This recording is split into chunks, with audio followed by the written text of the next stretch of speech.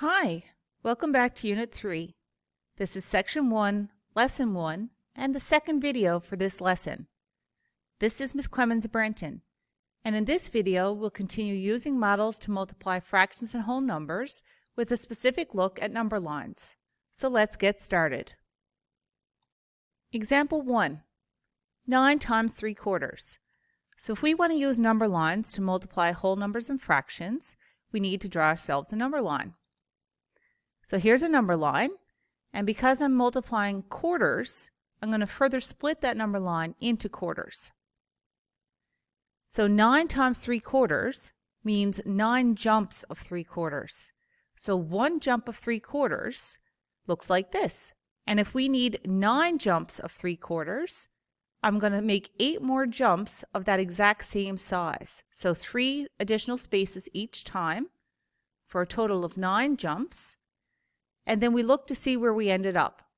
So you can see here we ended up at 6 3/4. So that means 9 times 3/4 is 6 3/4. Or if I was to count up all these individual little spaces, I would end up with 27 quarters, or 27 out of 4. Example 2. Use a number line to show each product.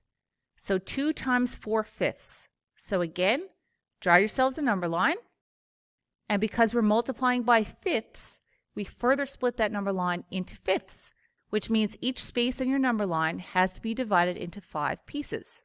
So if I have 2 times 4/5, or 2 of 4/5, one jump of 4/5 would be right here, and then 2 jumps of 4/5 would end up here.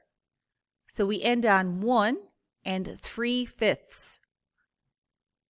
If I was to write this as an improper fraction, I could count up all the individual spaces, and I would have 8 out of 5, or 8/5. For 1/3 times 5, so remember multiplication is commutative, so we can switch that around and we'd get the exact same number. So 1/3 times 5 is equal to 5 times 1/3.